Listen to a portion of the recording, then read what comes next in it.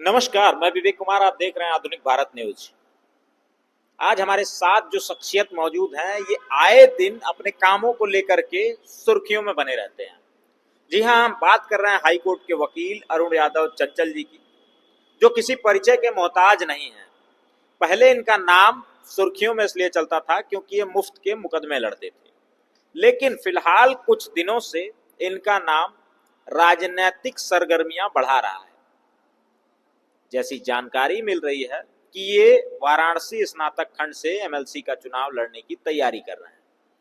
बातचीत करेंगे इन्हीं से और इन्हीं से जानने की कोशिश करेंगे कि आखिर क्यों एक अधिवक्ता जिसकी वकालत अच्छी चलती है, जो गरीबों, मजलूमों, शोषितों, पीड़ितों की आवाज उठाता है, कानूनी लड़ाई लड़ करके उन्हें न्याय दिलाता है, जब हर जगह से लोगों का भरोसा कानून से यह तमाम जो सरकारी तंत्र है उनसे जब उठ जाता है, तो उसके जहन में केवल एक नाम आता है, अरुण चंचल।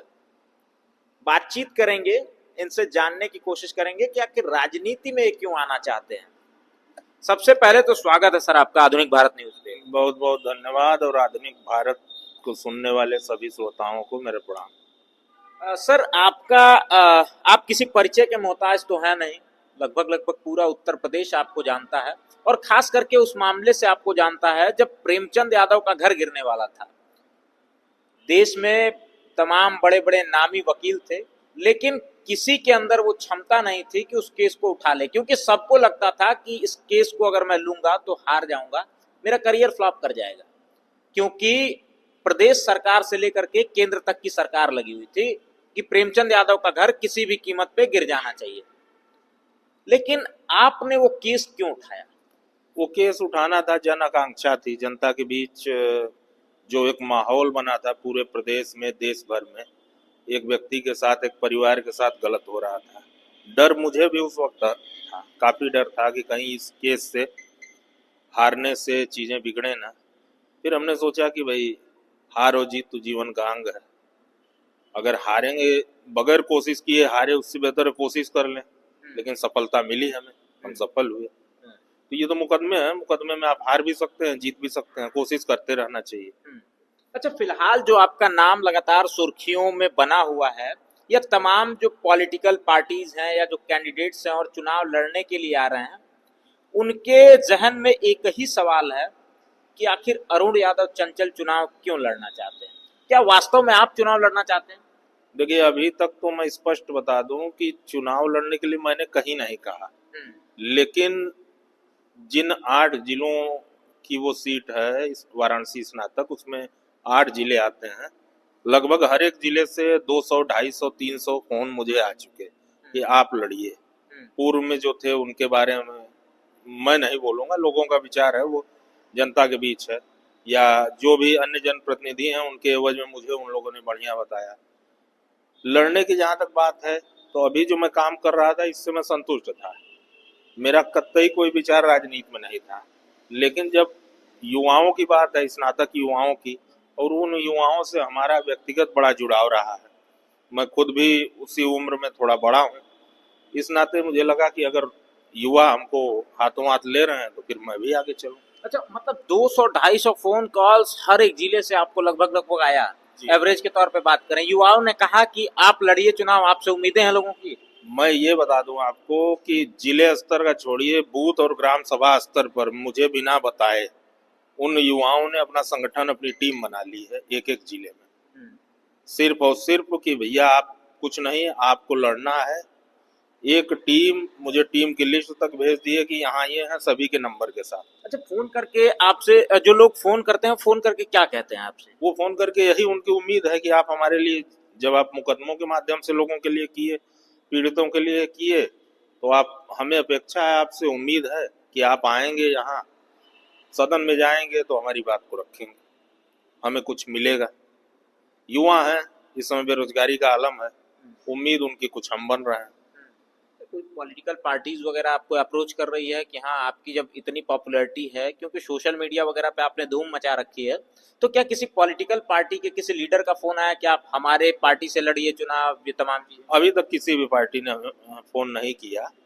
और मैं विचार में है कि निकट भविष्य में इसके लिए प्रयास करूंगा जरूर अपने स्तर से कि जो सत्ताधारी दल के विपक्षी समाजवादी है, मैं जो कि समाजवादी पार्टी से राष्ट्रीय सचिव भी हूँ अधिवक्ता सभा का, अच्छा। तो मैं अपने पार्टी के राष्ट्रीय अध्यक्ष जी से मुलाकात भी करूंगा, अपनी बात को भी रखूंगा। तो प्रयास मेरा रहेगा कि एक बार उनके कान में अपनी बात को रखने के बाद उनका जो आदेश निर्देश आए उसके अनुरूप ही कोई काम करूं। जी। फिलहाल निशा यादव वाला कैसा मामला था, मैं जानना चाहूंगा थोड़ा सा आपके मुंह से, क्योंकि उस समय जैसी जानकारी मिली कि जो दुष्कर्म निशा यादव के साथ किया गया था वो शायद पुलिस वालों ने किया था। इसकी क्या कुछ हकीकत है, क्या सच्चाई? ये घटना ऐसी हुई थी कि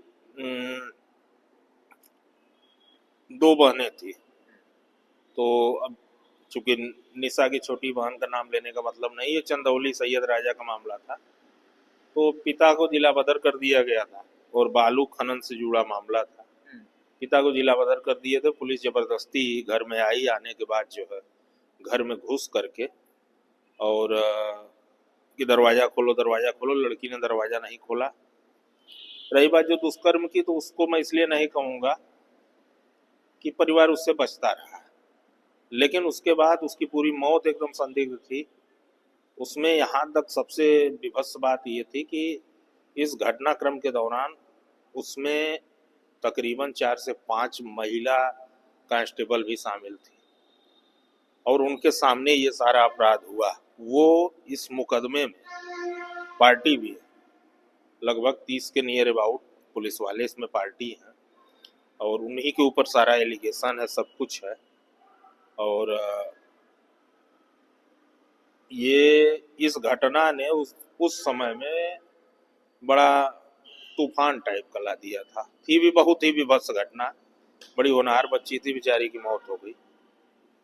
अच्छा, ये जो आपका नाम चल रहा है फिलहाल, चुनावी सरगर्मियां जो बढ़ी हुई हैं लगातार, क्या युवाओं की उम्मीद पे आप खरा उतरने का प्रयास करेंगे? क्योंकि युवाओं की आपसे उम्मीदें हैं, युवा चाहते हैं कि आप जिस तरीके से न्यायालय में गरीबों को न्याय दिलाते हैं, उनकी लड़ाई लड़ते हैं, अब शायद युवा, मुझे लगता है कि युवा या जनता चाहती है कि अब उनकी लड़ाई सदन के माध्यम से आप लड़ें।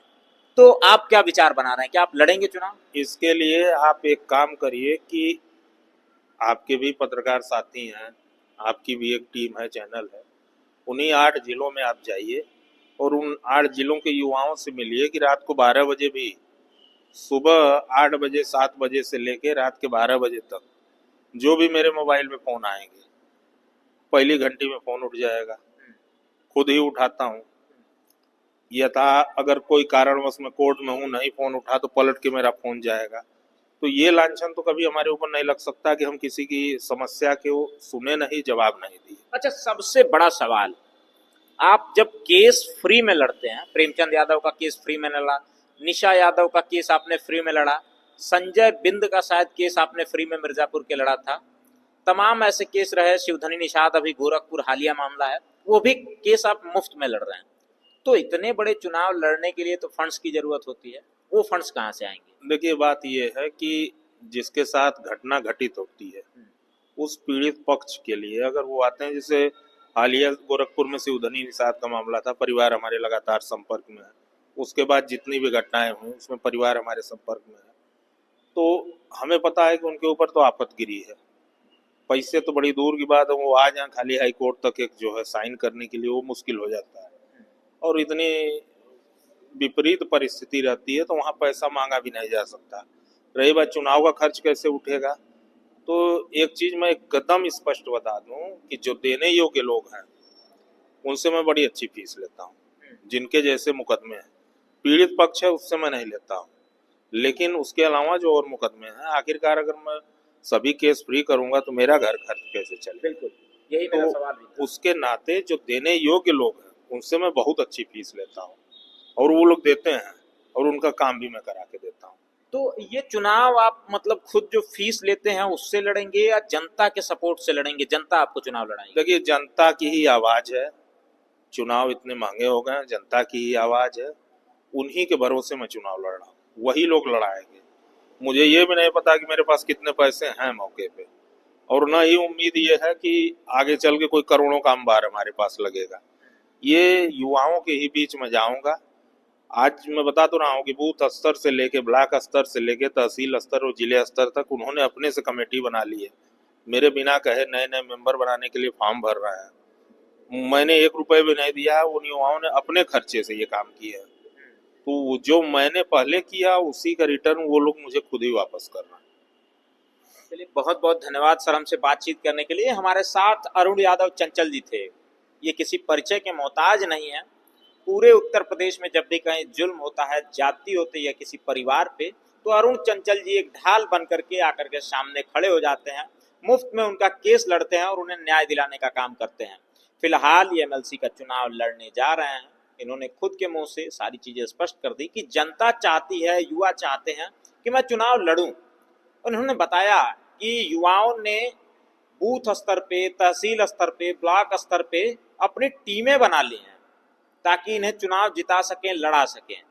फिलहाल आप क्या सोचते हैं वो कमेंट्स के माध्यम से बताइएगा। और ऐसे लोगों का राजनीति में आना बहुत जरूरी है, क्योंकि आज का जो परिवेश है, आज की जो राजनीति चल रही है वो कितनी गंदी हो गई है ये कहने की जरूरत नहीं है। आप खुद देखते हैं, खुद समझदार हैं।